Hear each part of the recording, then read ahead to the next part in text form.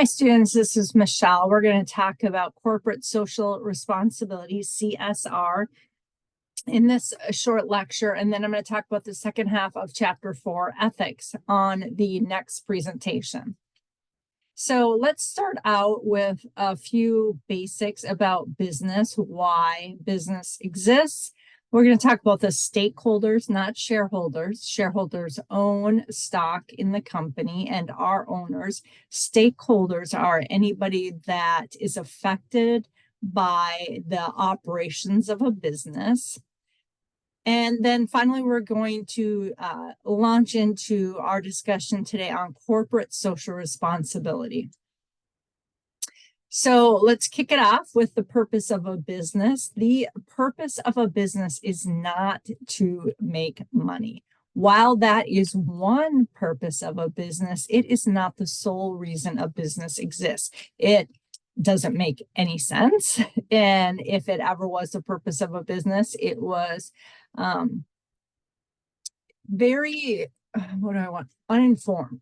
Because if a business operates solely to make a profit, then they are neglecting all the other concerns that they have, such as customers, employees, vendors, people who have created the original products that have turned into the parts and pieces that they have purchased in order to make their particular good. And so if you're not thinking about the people in the coffee fields in South America, if you're a coffee producer, then you really aren't necessarily doing due diligence as a business. You have to care about a lot more than making money, and it's a very short-term view. A long-term view of the reason that a business exists is to satisfy the needs of the stakeholders. Now, one of the stakeholders is going to be the owners of a business. If the company is publicly traded, you're going to have preferred stockholders, you're going to have common shareholders, and return on their investment is going to be one of your many concerns. It's going to be balanced against and with the needs of other shareholders. And so making sure that you make money, that you're increasing your revenue, you're decreasing your costs, you're looking to pay dividends, if that's something your investors expect, then those things will happen, along with caring for your customers and your employees and making decisions that will keep people, whoever they are, wherever they are, ahead of a money-making motive alone. So when you think about your own personal life, you as a college student have stakeholders in your education, right? There are people who are going to be affected by how well you do in school, how much you learn. If you think about the college and you think about your teachers and you think about your family and your friends and your future spouse and your future employer and the government and the community in which you live now and the community in which you will live in the future, if different, those people all have a concern, a stake in your education. It is that same way with a business. A business has many stakeholders, and I've listed some of them up on the presentation here. You have your customers, of course, and your employees, your owners, your vendors, so those are people who supply you things, the government, brick and mortar. So if you're a brick and mortar company, so you have a physical location where you either have a store or headquarters, you have a community in which you operate. And so thinking about what is best for those people is important to do. Let's see. If you're online, you're going to have an online business, community, possibly reputation. And so thinking about the way that you operate there and how it reflects on online businesses, for example, should be a concern for you as a business. So in terms of your stakeholders, what might they need? Let's take a look at some different stakeholders for a business and what they might have as needs that people should be considering, managers should be considering as they make decisions, supervisors as they make decisions.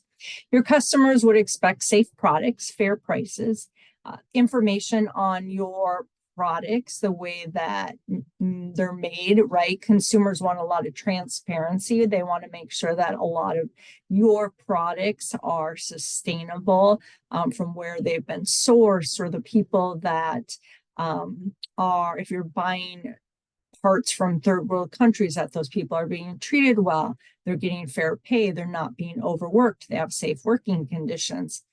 Let's see, customer service. They want to be able to ask questions, find out how things work, return something. All right, employees. Employees would want and need a safe working environment, to be treated with respect, to have the opportunity for advancement. They would want pay for their work. They would want to be treated fairly. With other people at the company and other people in other companies, they would want to be treated fair for what the work that they do for you. Owners would want a return on their investment. They might want dividends if that was something they expected or you had paid in the past. And speaking of transparency, investors need a lot of financial transparency. And by that, I mean you're being very open and honest with information that can and should be shared. Don't feel that you're obligated to share information above and beyond what the law says. However, being transparent in today's marketplace is beneficial to a lot of companies, because a lot of their particular customers want to know what exactly they're spending their money on, how much is being invested in certain things, and how much employees are being compensated in terms of how much money you're making. And so those are things to consider. Vendors, they want to have partnerships with ethical companies. They want to make sure you're trustworthy, you're honest, that you're doing all of the due diligence that you need to do on your side. That's their expectation. So when you think about a decision that you're going to make, well, how would this affect my vendors, people who rely on us, or our partners? Maybe if we have a partnership with another business, they're a stakeholder in terms of the decisions we make regarding where they would have any kind of benefit or harm in our decision. Then we have the community. Obviously, we don't want harmful, either direct side effects from our operations or our products, indirect, say a customer's extended family member who is around your particular product, or you're providing a service, you wouldn't want them to be negatively affected. So you can see that we have this kind of, if we're the company, we kind of have this outer circle that surrounds us, where we've got to be understanding, considering people's needs. And of course, the government has the expectation you're going to follow the law and that you're going to pay taxes on your income. Okay, so let me put this into more practical language. If you were to care only about one stakeholder, let's just take owners, then you would, as head management or middle management, you're going to be making decisions that your value is, at the end of the day, have to show a profit. Like, that's what I care about. That's where I feel the pressure. That's the stakeholder group that I care the most about. And then you are going to do potentially whatever it takes to make a profit. And so if that means you're going to dump your waste in the local river because you don't want to pay to have it, appropriately dispensed of or, gotten rid of, then that's something you're going to do because you're concerned about one stakeholder. You're not concerned about the community in which you operate. The second example would be if we care only about our customers' needs, our employees may not feel valued. And so let's say customers were coming back to complain or sending emails to the managers about some poor customer service in the store. Somebody that only cared about the customers is going to go up and berate the employees, embarrass them in front of other customers, because what is only on their mind is what customers say on feedback and surveys, and they want to satisfy the customer. That's what they care about, at the expense of other stakeholder groups. All right, when we care only about our employees, our business may lose customers. If we are so focused about making every employee group happy, we're going to suffer from mission drift, most likely. So we're going to be so focused on what's going on with our employees, we're going to forget that we are a business that is in operation to best utilize the resources and the talents and everything that the business has, and the employees are part of it. But we could easily lose sight of that if we were overly concerned with what our employees want. I say not need, not like safe working conditions and good benefits and good pay, but we're overly focused on creating the most pristine, non upsetting environment possible. We're going to lose sight of the business itself. All right. And then finally, when we care only about the community's needs, we may become a social organization rather than a business. So yes, companies, it's great to give back. You should donating and having your employees volunteer, etc. But and we'll talk about this later, you don't want to lose your competitiveness, your competitive edge, your competitive advantage in the way that you streamline your business, because you're so caught up in the outer circle, the stakeholders in your community, and a lot of the bad noise going on. So we want to pay attention to what's going on in our community and ways that we can help that really fit with our customer base. But we don't exist as a nonprofit if that's where we may end up, right? Nonprofits are created around a cause, to help support a cause. A business is run to make a profit, to satisfy the stakeholders' needs, and then can certainly donate what they want, but that is not our core business alone. So always be thinking about, Kohlberg has these stages of moral development, right? So your first initial stage is that when you're really kind of not immature, you make moral decisions and ethical decisions really on yourself. What do I need? I'm insecure. I'm making decisions based only on what's going to make me look good, protect my job, protect, everything around me, my reputation, what other people think of me. And they're going to be, again, short-sighted decisions because you can't see beyond yourself. When you move up into the conventional stage where you're maturing in your ability to make ethical decisions, then you are going to consider other people when you make your decisions. So now you're not going to just make a decision for what's best for you. You're going to make a decision that's best for you, and you're considering other people around, what's best for them as well, what's best for my colleagues and my department and my division and things like that. Moving up in maturity. The final stage is post-conventional, where you're now looking at this really holistic view of everyone who may be affected by the decision you're about to make, and what is the best decision for everybody. Though that is hard, you want to make sure that you do explore all of your alternatives. You do talk to all the people that you need to talk to get an understanding of what people's needs are.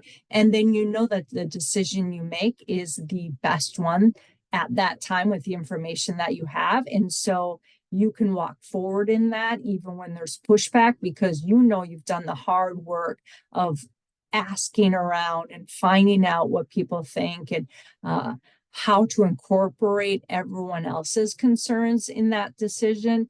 And that is a decision that you can stand by. Okay, so now the topic at hand, CSR.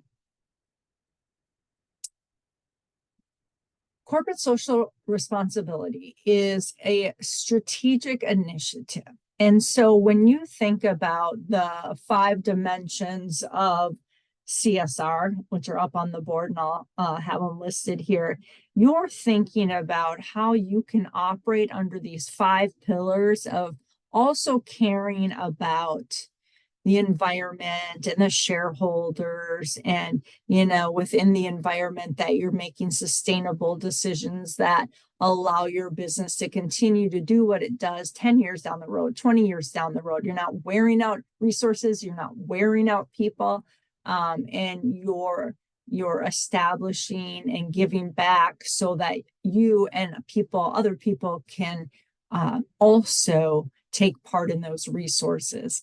And so when you think about making a CSR decision, it really needs to be a way that you can enhance your competitiveness. And so if it's a decision that makes you less competitive, makes you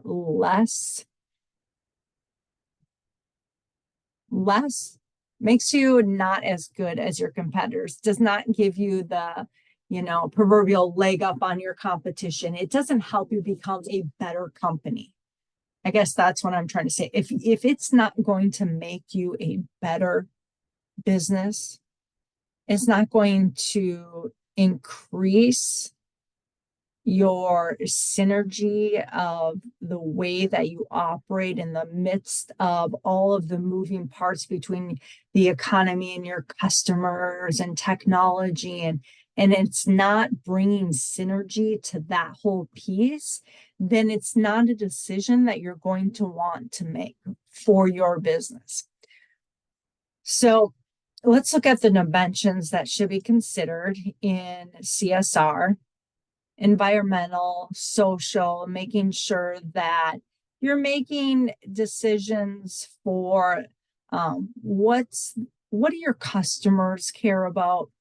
What do your customers want to see happen? How can you be a part of that for them without losing sight of, this is what we do. We're good at what we do. We're going to keep doing it, and we're going to get better at it, and we're going to expand it, and we're going to increase our product line, and we're going to add more services, and we're going to keep becoming better and reinventing ourselves. And we're not going to lose sight of that. But while we're doing that, we're going to take care of some other pieces as well. So remembering that Generation Y too is really looking for that transparency and that organization that doesn't just have a profit motive, because I think that business has gotten a really bad reputation, and that reputation we earned because of the unbelievable amount of unethical conduct that really is coming to light in the fact that we have emails. So many things, so many conversations can be traced back by looking through servers and finding emails where people openly, blatantly said, let's do this, or now it's text, instant messaging, where people can be found out for the unethical conduct that they have actually committed, and there are paper records of it. And so it is really disappointing that so many people that have executive level jobs at businesses in America have taken advantage of those positions. But that's not to say, it's everywhere. It's, it was on the news just this past week that someone was just a local PTA member had swindled about $155,000 out of the PTA funds at the school where they are on the committee. And it's just like, you have to really make sure that there are a lot of checks and balances in all the areas of the company, and that it's okay to check up on, to have multiple people that are looking at things, so those types of situations can be avoided and the reputation of businesses can once again be something that we hold in esteem. So with that, that is it on CSR. We're going to talk about ethics in the next presentation. So let me know if you have any questions or comments on this part. All right, thank you.